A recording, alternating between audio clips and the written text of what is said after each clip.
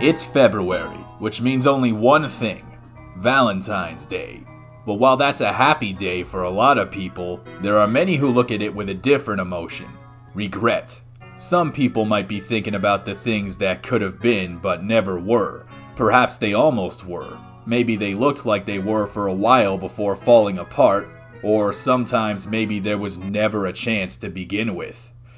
This is about video games. As a gamer, there are very few feelings as bad as waiting for a game to come out and then the wait doesn't pay off. Typically, this means the game wasn't very good, but sometimes there's a different kind of disappointment. Over the years, there have been a lot of games that look very promising from the outside in promotional materials and advertisements, only to end up not materializing. Of course, a lot of unreleased or cancelled games and content are very much like who gives a shit type things, you know what I mean? But some of them really do feel like missed opportunities. The video game industry is full of what ifs, you know, things happen, circumstances change, and new developments come to light, and for one reason or another, some things just don't work out, no matter how promising they look from the outside. Even though I knew nothing about Scalebound before its cancellation, the secondhand disappointment I got when it was shelved was indescribable, especially considering the Xbox One probably needed an exclusive like Scalebound more than any other platform at the time besides the Wii U. Seems like not much has changed. It used to be that I temper my expectations for games to avoid anticipating too much, but more often nowadays, I'm wary of expecting anything whatsoever. Beyond Good and Evil 2, that was one of the few trailers to instantly sell me on a game's concept. Even though I never played the original, this looked really interesting. That was almost 7 years ago. I guess Ubisoft is still trying to figure out a way to botch such a seemingly promising concept. What about that new Perfect Dark? Yeah, did you even remember they were making that? It's been over 3 years since they announced that, and there's been very little information other than the fact that they're using Unreal 5 now. That's not news, they might as well have said our employees drink water. So far, I haven't heard anything specifically about this game getting canned, but I'm not optimistic. Which sucks because I like Perfect Dark. It's human nature to always want what you can never have, whether it's a $120 million mansion with a big pool full of booby ladies serving you gourmet Cheetos, or Donkey Kong Racing. Donkey Kong Racing was like a spiritual sequel to Diddy Kong Racing. It was originally intended to be a GameCube game where Donkey Kong and the boys being Taj from Diddy Kong Racing, would race around on rhinos and ostriches. The only thing shown to the public was a pre-rendered tech demo that was shown off at E3 in 2001. I don't know if this would have saved the GameCube from third place, but it could have made up a nice trilogy of racing games on the GameCube like the N64 had. You had Mario Kart 64, F-Zero X, and Diddy Kong Racing. Imagine if GameCube had Mario Kart Double Dash, F-Zero GX, and Donkey Kong Racing. That would have been ballin'. It would have been nice to see this, but it never came to fruition and was shelved indefinitely.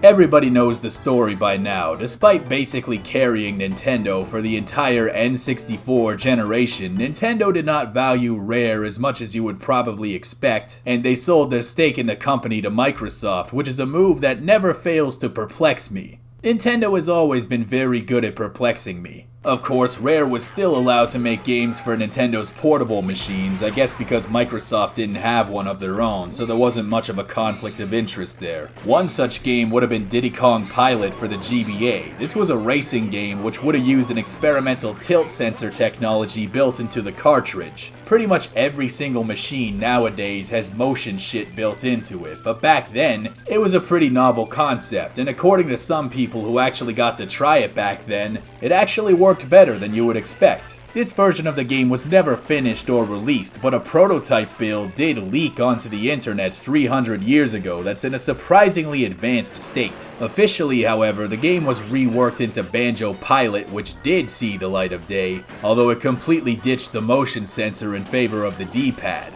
While I've never been a fan of motion control myself, the game definitely lost a lot of novelty with that decision, and without the novelty, it ends up being a playable but largely forgettable GBA game whose only real claim to fame is being a game with the word banjo in the title. But it's more than can be said for Banjo-Kazooie, because that game doesn't exist. Sonic X-treme. Now this is an interesting one. This game's development and eventual cancellation took place during a pretty hectic time for video games in general, now that they were fully embracing the third dimension as the hardware finally allowed it. The Sega Saturn had already been out for almost 2 years and wasn't quite getting the traction they were hoping for. Sonic X-treme in some universe or another might have helped it out. The original plan was to drop it in 1996. That was the year that games like Mario 64, Crash Bandicoot, and Quake came out. So the competition was pretty intimidating on basically every front. It was definitely a year of Grand Slam type games, so if Sonic X-treme wanted to serve the purpose of legitimizing the Saturn, it had to be better than just Sonic in 3D. And maybe with a lot of work?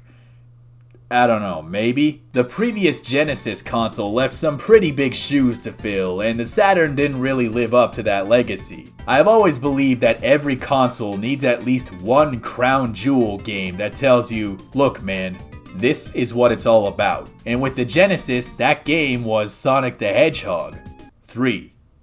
I like 3. So a 3D Sonic game to legitimize this 3D capable machine seemed like a no-brainer, and that's what Sonic X-treme was supposed to be. The fact that it was cancelled is one of the most commonly accepted factors for the underperformance of the Saturn. Granted, I think it would have taken a lot of work to bring this game to the quality of a system seller, but even if it wouldn't have been perfect, Sega and Sonic were basically synonymous, so if you can't get a big boy Sonic game out, I don't know why you exist. Sadly, the development of this game was allegedly very brutal, with many developers becoming physically ill, and the project just couldn't make any headway. So it was dropped. All we have is some beta footage and some leaked source code of the incomplete product showing something that honestly looks very unique to me.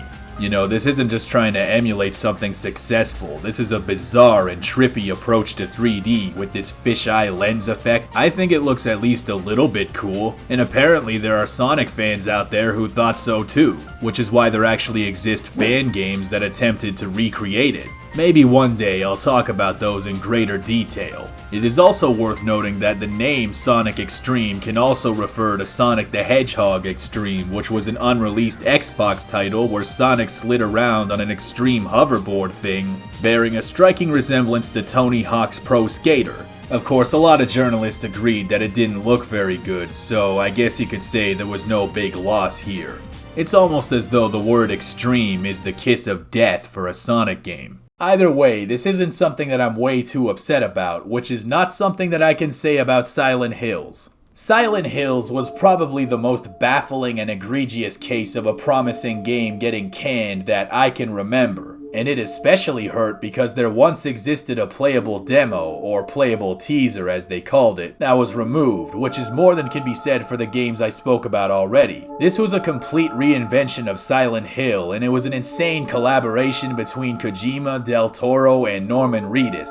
This seemed like one of the most bizarre and creative games ever made when it actually existed. The puzzles were so weird and unintuitive that you needed to be schizophrenic to comprehend them, and it all added up to a package that was unbelievably terrifying because you always fear what you don't understand. This was a game of mystery and profound intrigue that knows no equal, and to some extent, the fact that it was never finished or released only adds to the scare factor. It truly is like a burning memory that everybody who played that long defunct demo shares that only deteriorates with time. What really sucked is that I never actually got to play it before it was delisted. Back then, the only game I cared about was Metal Gear Solid 5, which was Kojima's other big project and would end up being the swan song of his tenure at Konami. Debatably, that's another game we never got, just in a different way because most people don't get the story without watching an ass-long video essay. It is believed by many that this game is unfinished, with remnants of an incomplete and officially non-existent Chapter 3 being available under certain circumstances, although the definition of incomplete is a little bit hazy. It's easy to assume that this was never finished because of the internal tensions within Konami, which may well be the case, but it's also possible that this was somehow part of Kojima's plan all along, that perhaps the story is deliberately made to be frustratingly unfulfilling. Liquid gets away in Metal Gear just like he did in MGS2, and you're left with this anti-climax that may well be intentionally dissatisfying as part of the narrative on the futility of violence, just like The Last of Us 2 did 5 years later, except this game did it first, so it's better. It is very normal for games to change between the time they're announced and the time they're released because they realize some things don't work and some things do. But with some games, the ultimately released version of the game can be so dramatically different from the version that was originally being shown off and worked on, to the point that even though we did get the game, there's a hugely different version of the game that we never got. My favorite example being Mother 3. This game was eventually released in Japan on the Game Boy Advance and brought to the rest of the world by the fan community, but it was originally an ill-fated Nintendo 64 game, which is a major missed opportunity considering the scarce RPG presence on that console. It started development on the 64 disk drive, which was a complete and utter commercial failure, so that was a bad omen right there. On the outside, it looked like serious shit. You had these epic cutscenes with that early version of Big Shot's theme, you have this striking, intimidating imagery that gets you curious about what it's all about, and to just imagine seeing this at the time seems like it would have been very exciting, especially if you were one of the 7 people back then who actually did play Earthbound. But of course on the inside, it was a completely different story. Working in 3D was a completely new ball game with a whole new set of rules and a whole lot more variables and intricacies that were difficult to adapt to, which was pretty much true of every single 3D game during this time, but the ambition of this particular project would eventually turn out to be getting the better of them. After shifting from the DD to a regular cartridge, the development team basically just ran into one problem after another until they ceased development and all the writing and concepts would sit there on the shelf for years until the project was revived for the Game Boy Advance. As great as the final game is, there is a pretty big difference in the potential size and scope you can accomplish on a Nintendo 64 versus a Game Boy Advance. So, even though what we got was an incredible video game in the end, it's hard for me not to wonder what could have been for Mother 64. For the 3 people who have actually played Mother 3, you will remember that this is a very sad game that goes to some pretty dark places despite being bound together by that funky offbeat Earthbound humor. To see that in 3D on the Nintendo 64, at least on paper, could have been insane. I mean, if I was a kid and I saw these cutscenes with the zombies crawling out of the ground and shit, I would have died on the spot. I feel like this is the kind of game that the Nintendo 64 desperately needed. A big RPG with an audacious and artistically brazen plotline to prove that not only can the N64 do RPGs, but also that the system is not 100% kiddie games with rainbows and honeycombs. Its direct competitor, the PlayStation, had 3 billion RPGs, I know, I counted. And do you remember when I mentioned Crown Jewel games? One of the PlayStation's Crown Jewel games was Final Fantasy VII, a big dog high-stakes RPG that people still talk about today. RPG fans who made the mistake of picking the Nintendo 64 were like broke, starving orphans, man. They were dying out here. So even one additional RPG would have been welcome, especially if it was as insane as Mother 3. Would it have gone toe-to-toe with Final Fantasy VII? For most people, probably not, but I would dig it. And it turns out, again, that I'm not alone. There is at least one fan game in development trying to recreate what could have been for Mother 64. I made a whole video about that 2 Christmases ago. I hope we get some more updates on that. Even though Mother 64 and Mother 3 look to be different in many respects, the broad strokes tone and direction were largely the same as far as I can tell, which cannot be said about Conker's Bad Fur Day. Before that game came out, Conker the Squirrel was as cute and innocent as any other platformer mascot, you know, just running around shooting acorns at people with a slingshot. Pocket Tales was a pretty forgettable Game Boy Color game, all things considered, but he was probably most well known for Diddy Kong Racing. The real Conker game was gonna be 12 Tales Conker 64. And there actually exists a huge amount of footage and documentation of this game because it was being worked on for quite a while and made some serious headway in its initial direction. It was firmly in the same camp as Banjo-Kazooie, which at first was not a bad thing at all, and the reception at press events was almost unanimously positive. Although it was familiar to Rare's other work, there was a unique inventiveness about it, like the context-sensitive actions and the fact that you could play as Barry, who had her own moveset and was just a regular cartoon chipmunk, okay? She was just a decidedly E-rated chipmunk, there is nothing to see here. Eventually there were questions as to whether or not such an E-rated video game would be able to stand out amongst a crowd of very similarly themed games, so what they did was they basically 180'd the game into knockoff South Park with a now alcoholic squirrel who paper and stacks bitches. The actual Conker's Bad Fur Day definitely has its share of problems. You know, it does a lot of things with varying degrees of success, but it's all bound together by the profane overtones that are dissonant with the art direction and superficial cuteness. It's a great game and a cult classic to say the least, but for what it's worth, I think 12 Tales would have been pretty good too.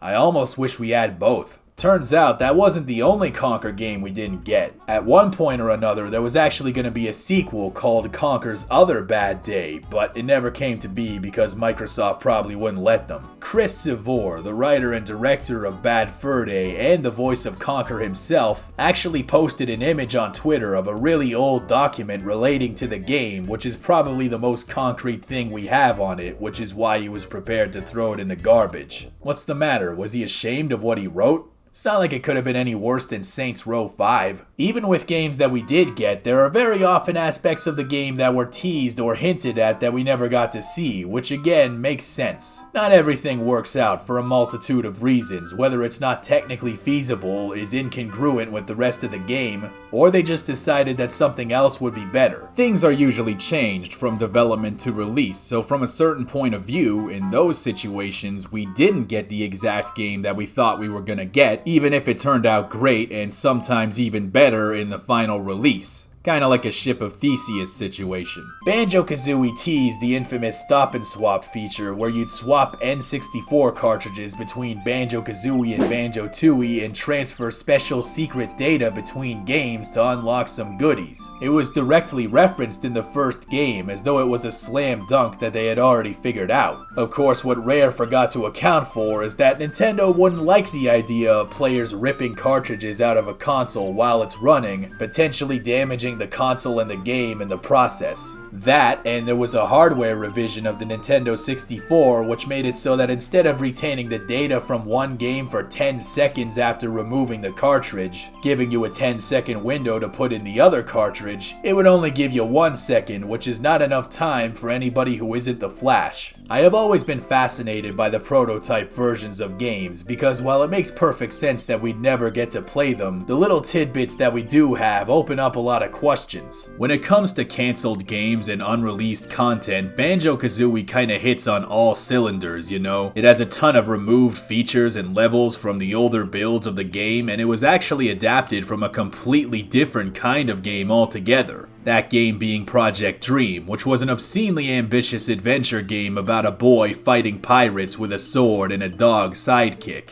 If you compare the two, there is very little they have in common on the surface, but there are threads to trace back to Dream from Banjo if you know where to look. The game known as Dream is another game we never got, having been dramatically different from Banjo-Kazooie, but Rare did eventually revisit the pirate theme with Sea of Thieves. We've heard you loud and clear about how much you all want a new Banjo. So here it is!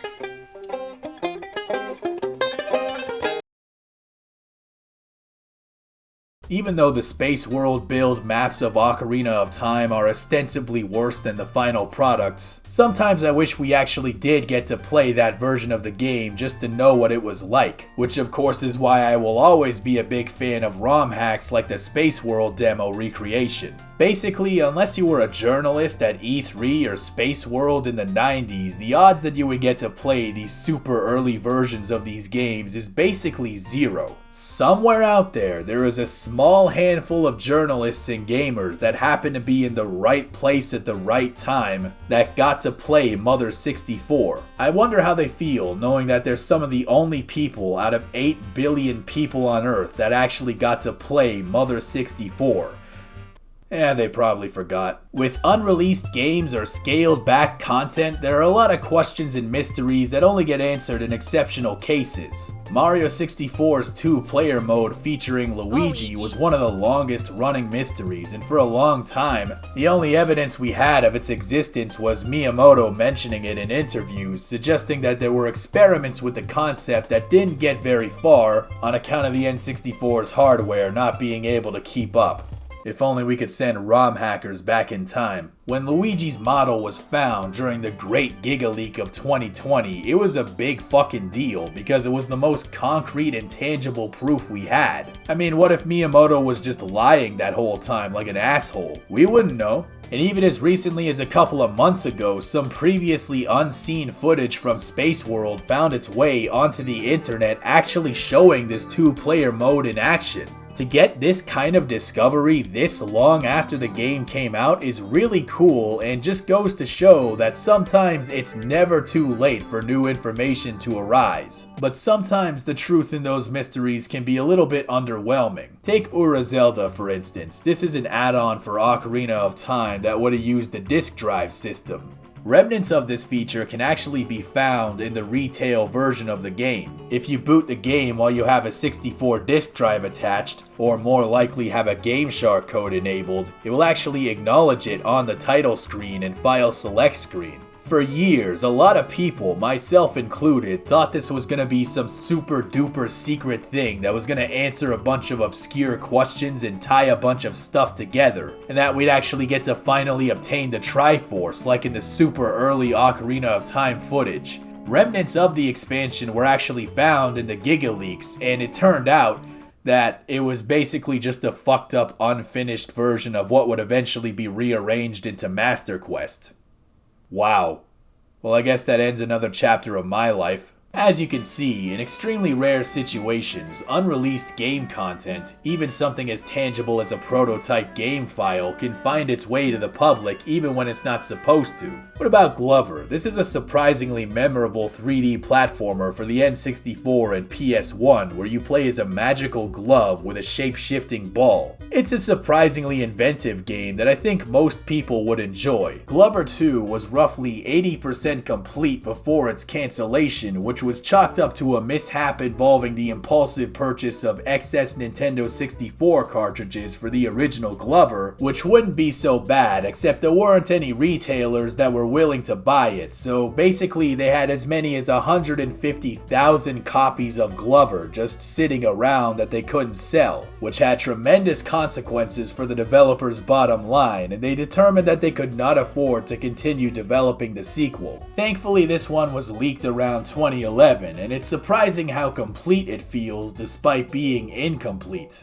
Dinosaur Planet. This was originally going to be Rare's swan song on the Nintendo 64, and even just looking at the crusty footage, it was truly a technical marvel for the hardware. But as it got further into development, the Nintendo 64's relevance was rapidly deteriorating into nothing now that Nintendo had a Cube to release. So it shifted development to the new hardware, and was also turned into a Star Fox game because they wanted it to sell more than 7 copies. While Star Fox Adventures is an alright video game, a lot of things from Dinosaur Planet were scaled back, like the asynchronous co-op system between Saber and Crystal. There were a number of things that we never really got to experience, that is until 2021, in a turn of events that stunned everyone, not the least of which me. A playable version of Dinosaur Planet for the Nintendo 64 made its way onto the internet for the world to play, and goddamn, would this have been a towering achievement as a Nintendo 64 title. The animations and environments and lighting look incredible. It is unbelievable that this is the same console that gave us Superman. It is obviously unfinished, but it's remarkable how finished it is for an unfinished game, and if you told my 15-year-old self that this would get leaked one day, I would have exploded.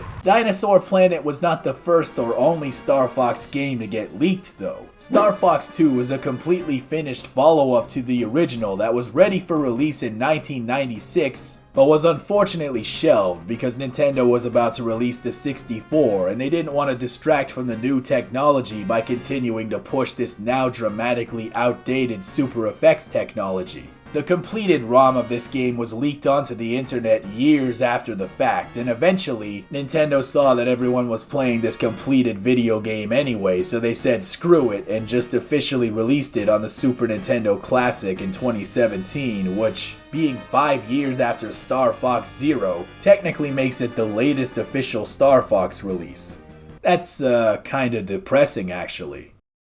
Speaking of depressing, Duke Nukem Forever. Similarly to Mother 3, this is a game that spent most of its life in development hell and had unfinished builds straight up abandoned before eventually getting a second wind, or a third wind, or a fourth wind. It was a friggin' mess, dude. Of course, unlike Mother 3, which is a work of art that will make you cry, Duke Nukem will make you cry for completely different reasons. This is a game we never got in the sense that there were several different builds of the game that were shown to the public, though not in a playable form. However, these builds spanned so many different game engines and seemingly divergent directions in some cases, meaning that they could be interpreted as a fundamentally different game than the official release, depending on how you look at it. And in comparison to other games we spoke about where the final product is more than satisfactory, leaving the beta versions to be interesting footnotes that we generally don't lose sleep over, interesting as they may be, the Duke Nukem Forever that we actually got is a game that a lot of people do not care for.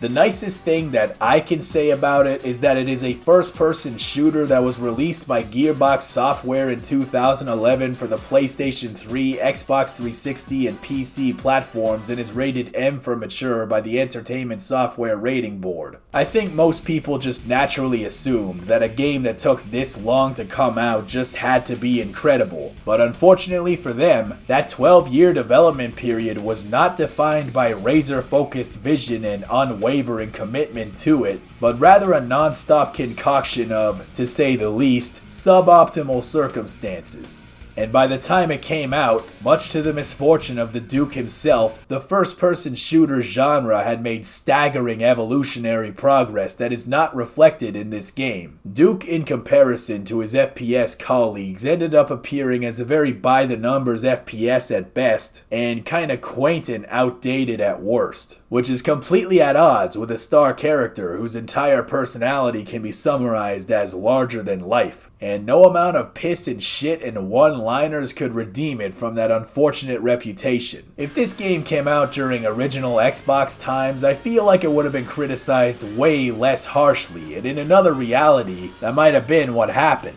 In 2022, a build of the game from 2001 leaked onto the internet, which I made a video discussing. The Who Gives a Shit summary of that video is basically that the game was definitely a ways off from completion, and most of my enjoyment came from the novelty of being able to play something that the public was never supposed to have access to. But at the same time, I feel like there were enough breadcrumbs here to indicate that this could have been a solid or at least memorable FPS if it was completed. The weapons were fun and satisfying to use, and it had some neat power-ups as well. It turned out that I was not alone in thinking those things, because shortly after the leaks came out, people actually initiated fan projects to bring this build to the standards of a complete video game. I have not checked on them in some time, but making fan games is a challenging and involved process that people don't tend to do for things they don't believe in, so that should tell you something. GoldenEye was gonna get an Xbox 360 release with dramatically overhauled visuals that brought the game up to the standards of a more modern game, but they never released it because of licensing issues. This is another big game to get leaked, and it was kind of a big deal for me because I have a soft spot for GoldenEye, even though it's infuriating some many of the times. And this version also natively supported a modernized control scheme because it was an Xbox 360 game, combined with a buttery smooth frame rate and a resolution that actually allows you to see enemies from time to time. This could have been the definitive GoldenEye experience. Now, most of this video at this point has been about games that were always supposed to come out, whether they were dramatically changed or didn't release at all, while observing some gray areas with unreleased content and dramatically different pre-release versions. But here's a question. What about games that we were never going to get anyway? Games that maybe looks like they might exist one day despite never having any specific promise of a game whatsoever. Things that some of us gaslit ourselves into believing were actual video games when they weren't. Oh, I'm talking tech demos, you know, the things that look like they'd be awesome to play but were never actually playable. You might say something like that doesn't really belong in this kind of video, but I think gamers like to trick themselves into believing things are gonna happen that were never promised. It's hard to say how much of that can be chalked up to individual stupidity though. I mean, I'm pretty sure a lot of people saw that HD Zelda tech demo on the Wii U all those years ago, and just naturally assumed that they were working on a hyper-realistic, ultra-graphics Yoshi Exploshy Zelda game for the system because it would have had a lot of broad appeal, at least on paper. Personally, this move wouldn't have offended me so much back then if it was the first time they tried to pull that shit, except that it wasn't. They basically did the exact same thing with the GameCube, showing us these super high poly Link and Ganon models beating the shit out of each other with swords, before dropping Wind Waker, which to its credit is probably better than whatever that demo could have ended up being. Although most of us warmed up to Wind Waker in the end, this became an infamous situation that some felt was a kind of bait and switch tactic designed to play with their emotions. Thinking back to that, I guess I just assumed when they showed the Wii U Zelda that there's no way they'd be doing the exact same thing again. Never assume that. Now remember back when I spoke about how the N64 could have used more RPGs? Well, interestingly enough, Square had a demo of a Final Fantasy battle system running on an SGI workstation as a demonstration of what a 3D Final Fantasy could look like that became colloquially known as Final Fantasy 64. The actual name for it was Final Fantasy VI, the interactive CG game. It was kind of assumed by some to be a precursor to a Final Fantasy game for the Nintendo 64, since some of the console's architecture was developed by SGI, and because Square had a long history with Nintendo at the time. In interviews with some of the developers of the demo and eventually Final Fantasy VII, Square, having been very close with Nintendo, basically providing the Super Nintendo with some of its greatest titles, not unlike Rare did for the N64, attempted to sound the alarm that they couldn't make the kind of games they wanted to make because the cartridges were too small. Size queen. They were basically begging on their knees that Nintendo put a CD player in the Nintendo 64. But as the story goes, Nintendo dug their collective heads in the sand, one thing led to another, and they could no longer settle their differences, and Nintendo breaks another heart and dumps another girlfriend. Happy Valentine's Day, y'all. It was a brutal breakup too. Allegedly, Nintendo refused to talk to Square for 10 straight years. That's some Scott Pilgrim Evil X bullshit. Mario 128. Now this is a bit of a gray area. The title was initially used to refer to a Mario 64 sequel on the 64DD that didn't get very far, but was later reused for a GameCube tech demo from 2000 showing as many as 128 Marios running around and doing Mario stuff all at the same time. The development of this demo was completely distinct from Mario Sunshine, which is kind of accepted as the sequel to Mario 64 by many. Although no Mario 128 ever came out, Miyamoto revealed that many of the concepts and experiments that the demo facilitated were lifted and reworked into many other games, with the 100 autonomous characters being represented in Pikmin, and the spherical gravitational pull being used in Mario Galaxy. So while we never played the game known as Mario 128, we did experience most of the ideas that the demo existed for. Today we took a look at games and content that in another universe might have been something special. There are definitely a lot more than that, but while it's healthy to talk about these kinds of things from time to time, it can drive you insane to spend too much energy dwelling on fictional scenarios. And while it's nice to imagine what could have been from time to time, maybe we should spend less time focusing on what ifs and spend our energy on what could still happen and what's actually happening right now. Because one door closing could mean another door is opening. A lot of people will drive themselves insane obsessing over missed opportunities or things that could have or should have been. They might be thinking, if only this happened or that happened, or if we just did this instead of that, we could have made it work. And maybe you think you would have done anything. Maybe you think you would have moved heaven and earth just for another chance to make it right. But you can't. And maybe that's just the way it has to be. And so we're clear, this is still about video games.